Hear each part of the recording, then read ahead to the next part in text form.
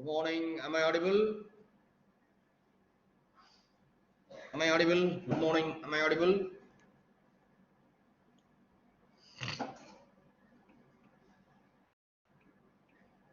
Good morning. Good morning. Good morning. Yes, yes. Okay, okay, okay. I think we are discussing about toxins yesterday. Okay.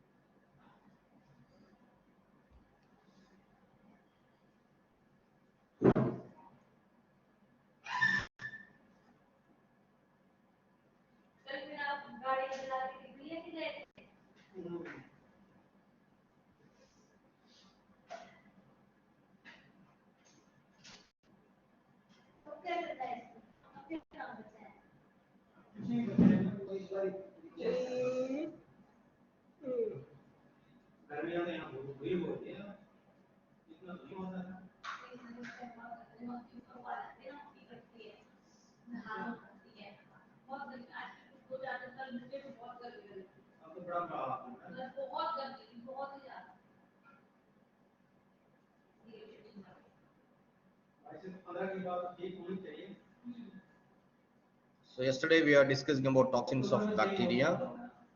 In continuation with, just we'll revise it.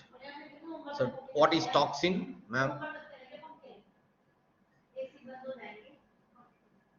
Toxin, that is derived from the Latin word toxicum, that means poison. It is a substance such as a metabolic product of the organism that can alter the normal metabolism of host cell with a deleterious effect on the host. The term toxemia refers to that condition caused by the toxin that have entered into the blood of the host. So toxemia is nothing but the presence of toxin in the host blood is said to be toxemia.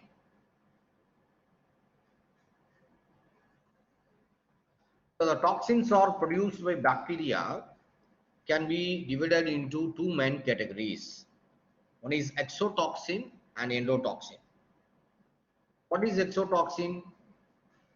Exotoxins are soluble, heat labile. Heat labile means heat sensitive proteins. And these are usually released into the surroundings when the bacteria grows in the medium. So these type of exotoxins are soluble, heat sensitive protein and usually released in the surroundings of the bacteria where it grows. The exotoxins may travel from the site of infection to other body tissue or target cells. There they produce their effects. So coming to the characteristics of exotoxin. So the exotoxins are synthesized by specific bacteria that often have plasmids or bearing the exotoxin gene. So not all the bacteria produces exotoxin. Only those bacteria which has plasmid. Plasmids is nothing but some extra chromosomal DNA that may be present in some bacteria, not all the bacteria. Or those bacteria which have the toxin producing genes in their nucleic acid. So these two kinds of bacteria only can produce exotoxin. So these type of exotoxins are heat sensitive protein and it can be inactivated at 60 to 80 degree. And they are toxic in small doses, that is microgram per kilogram. Take for example, if you are 70 kg, just 1 microgram per kg means 70 microgram per 70 kg. That's enough. It will produce the effect.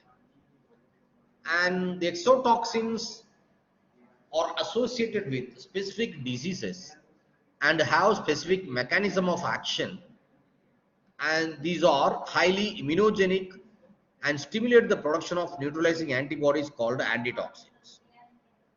These exotoxins are highly immunogenic. That means when it is introduced into the host body, it will stimulate, it will induce the antibody, so that antibody will be produced against this toxin,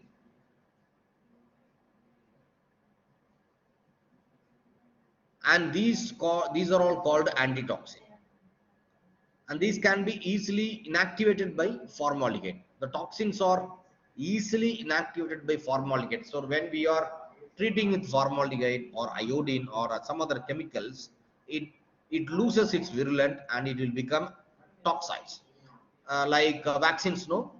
How we are preparing vaccine just to remove the virulence of the virus, so that we can use the avirulent virus as a toxin.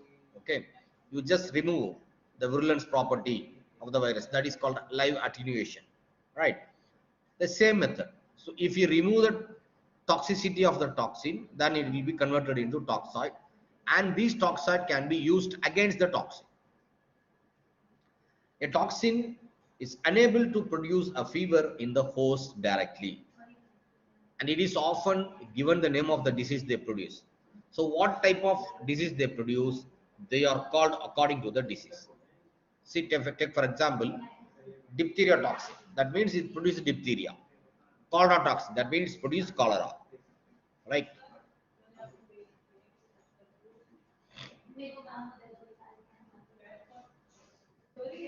Next, we will come to types of toxin. The exotoxins can be divided into four types based on their structure and physiological activities. So based on the structure and its physiological activity, we can classify the toxin into four different types. So AB toxin, specific host site exotoxin, membrane disrupting exotoxin, and superantigens. Now we'll discuss one by one. So coming to the AB toxin. The AB toxins are composed of two enzymatic subunits. The AB toxins are composed of two enzymatic subunits, fragment A and fragment B. You can see in the picture. All right. The B subunit bind to the target cell, but they are non-toxic and biologically inactive also. So the B portion, the B fragment can bind to the target cell, but they are non-toxic as well as biologically inactive. So they cannot be active. So the B subunit interacts with the receptor of the target cell. I already told you, each and every cell in our human body has its own receptors.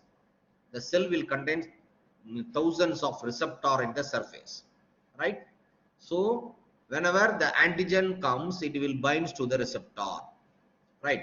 So similarly, the B subunit interacts with the specific receptor on the target cell. Particularly if it is acting on intestine. So the intestinal cells has a receptor. That name of the receptor is GM1 ganglioside receptor. The name of the receptor is GM1 ganglioside receptor. So the B subunit binds with the GM1 ganglioside receptor of the intestinal cells. So take for example in case of cholera.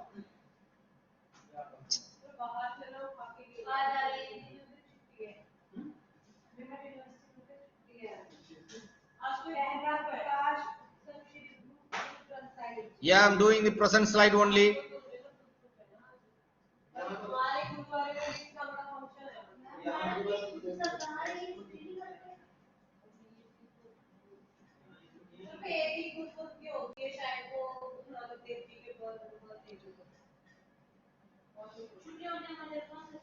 Now it's okay.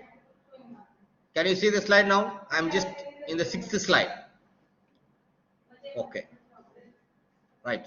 So So the B subunit binds with the GM1 ganglioside receptor of the intestinal cells. This happens particularly in case of cholera toxin. So the cholera toxin has A and B fragments. So the B fragment binds to the GM1 ganglioside receptor that is present in the surface of the intestinal cells. The cholera toxin is produced by, you know that very well, it's by Vibrio cholerae, right? Then after the binding of B subunit, after the binding of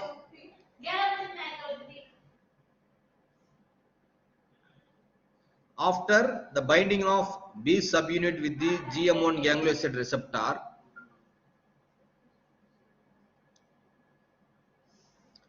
the isolated A subunits, the next portion, A subunits, these are enzymatically active and they are responsible for the toxic effect. But B has no toxic effect and they are biologically inactive.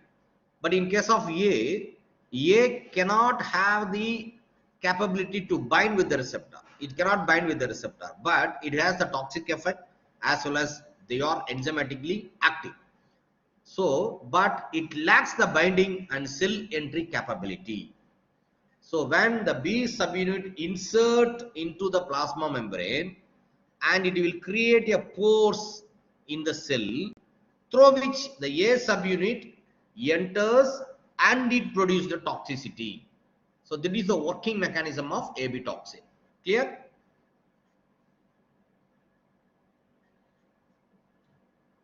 The next will come to specific host site exotoxin.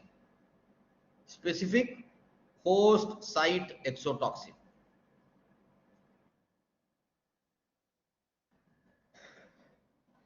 That means the toxin which acts on particular site. Based on that it was named. So in that we have a lot of classification. First we will see the neurotoxin.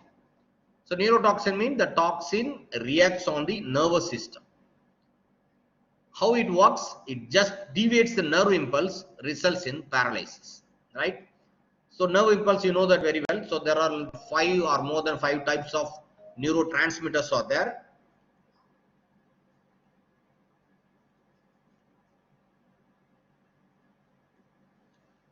Yatu Vamic.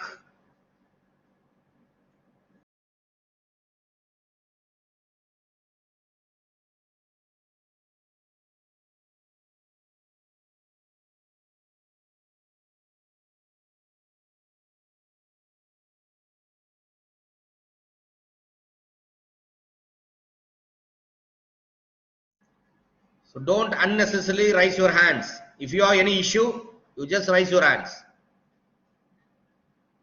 Don't try to deviate the class, okay? What's your issue?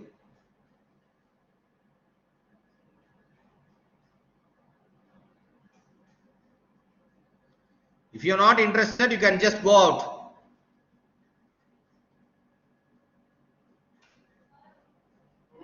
Don't try to deviate the class. What's your issue? Yes, what is the issue? What is the issue? Just type your issue. What is the issue? Who raised the hand? Who raised the hand? Please, what's your issue?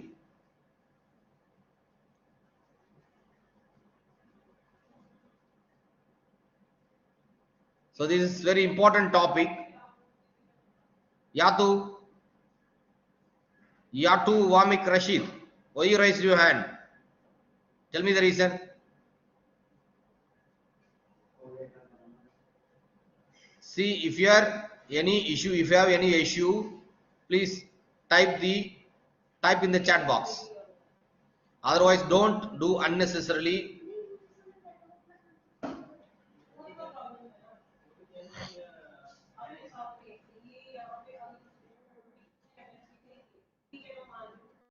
So the toxin react on nervous system deviates a nerve impulse that results in paralysis.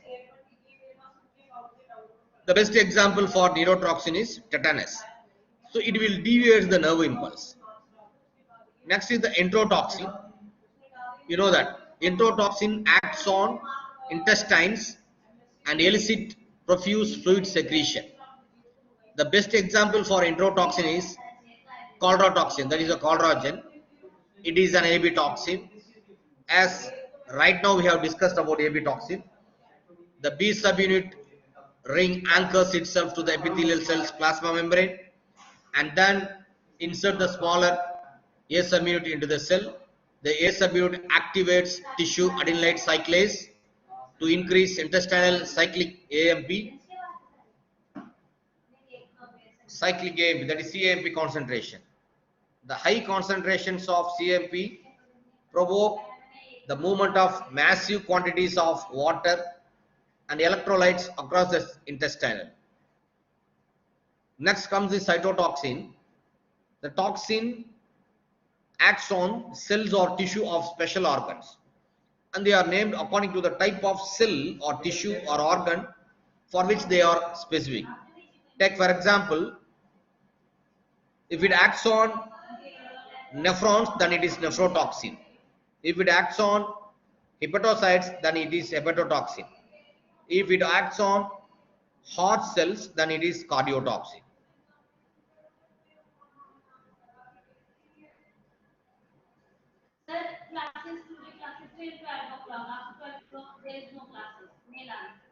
Up to 12 o'clock.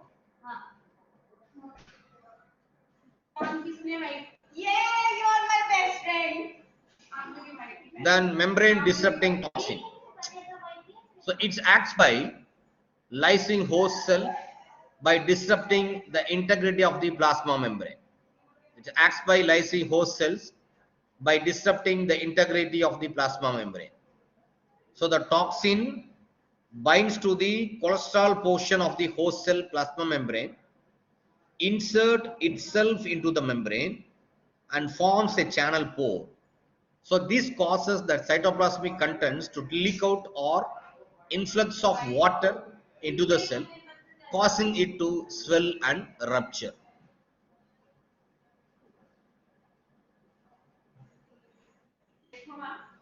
Then what is the example for membrane disrupting exotoxin? Leukocidins. Some pathogens produce membrane disrupting toxin that kill phagocytic leukocytes. These are termed leukocidins. Most leukocidins are produced by pneumococci, streptococci and staphylococci. The next one is hemolysin. Many hemolysins probably form pores in the plasma membrane of erythrocytes through which hemoglobin or ions are released. The best example is streptolysin O. It is a hemolysin produced by Streptococcus pyogenes. The streptolysin O causes beta hemolysis of erythrocytes on agar plates.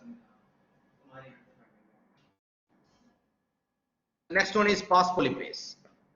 Phospholipases remove the charged head group from the lipid portion of the phospholipid in the host cell plasma membrane. You know that plasma membrane is composed of phospholipase, that is phosphate head and lipid tail, right? The plasma membrane of the cell is composed of phospholipids. So what happens? These phospholipase remove the phosphate group from the host cell membrane. What happens? Automatically there will be a destabilization of the membrane and the cell lyses and dies. The best example for phospholipase is it is produced by Clostridium perfringens. The toxin almost totally destroys the local population of white blood cells.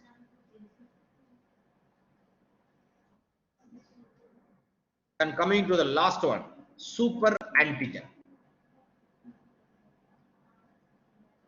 The super antigens are nothing but these are all bacterial protein that interacts with the T cell receptor outside the antigen recognition site.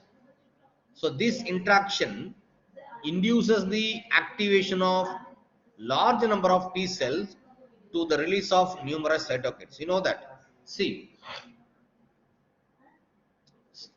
there are certain bacterial antigen or bacterial protein that will bind to the, actually it should bind to the T cell receptor, but instead what it will do, it will bind to the T cell receptor outside. There will be an antigen recognition site in the cell.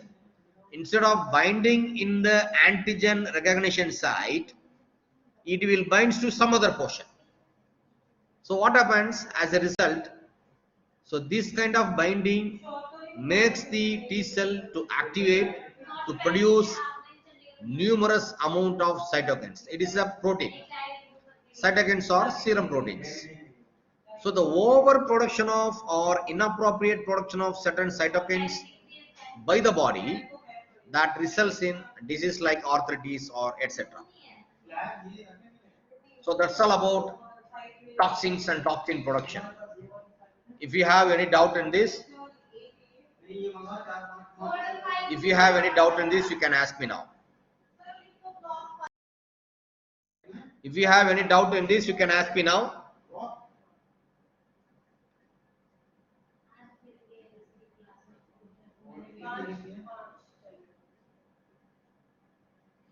So don't worry, I will share the file in the file section, then you can download afterwards.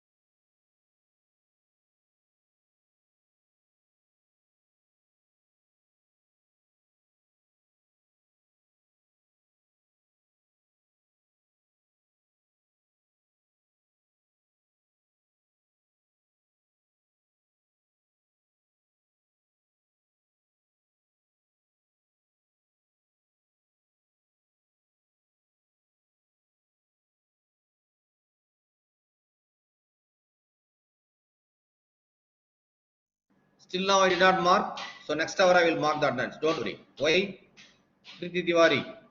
Still now I did not mark any attendance. So I will mark in next hour. So what is the cyclic CMP is not clear. Okay, I will tell you. See, listen. See, the B portion of the cholera toxin binds to the intestinal receptor, that is GM1 ganglioside receptor of the intestine. So it will create a pores, so that what happens, the A will enters into the intestinal cells and it will enters and there it produces the toxin. So what happens, so you are taking food at the time, taking food, from the food is digested, right? The food is digested. From the digested food, the nutrients are absorbed. From the nutrients, you are getting energy. So the energy will be in the form of ATP. Have you heard about? The energy will be in the form of ATP that will be stored or that will be spent. That will be stored in the mitochondrial cell, whatever it may be, it will be stored. Okay, right. So what happens when the toxin reacts on that? The toxin will inhibit the formation of energy molecule from the nutrients, from the metabolic products. See, so what happens, if it is carbohydrate, it will goes to the TCA cycle. It will goes to the TCA cycle. There, after certain steps of reaction, it will be converted. Then energy molecule will be saved. It will produce energy molecule ATP. So before the conversion of ATP molecule, the previous step is the ATP. ATP. The previous step is the what? ATP and ADP, adenosine diphosphate. Before that, AMP, adenosine monophosphate. From AMP, it will be converted to ADP, and then ADP will be converted to ATP, and then ATP is the energy molecule. So what happens? It will inhibit in the first step of the energy molecule. It will inhibit in the first step. So the AMP alone is expelled out, right? The AMP, so along with this be expelled out. So there won't be any energy molecule. So what happens as a result? The severe terrific diarrhea will be there, or dysentery will be there, watery diarrhea will be there. At the same time, the electrolytes are the energies. The electrolyte supports the energy. So all the electrolytes will be expelled out from the body. Clear? So I will mark the attendance next hour. Yes, you can wait up to 10:20 and you may leave the session.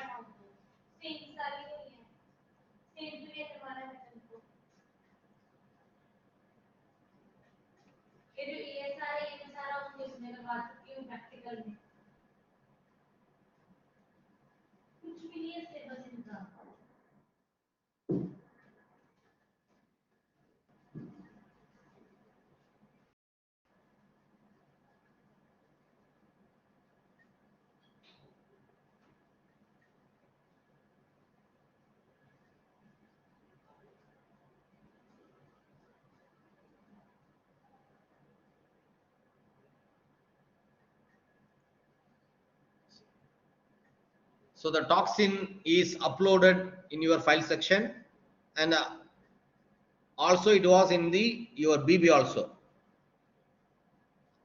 It was also in the BB also. You can download and you can just refer the PPTs. Everything what I am taking in the class, all the PPTs are uploaded.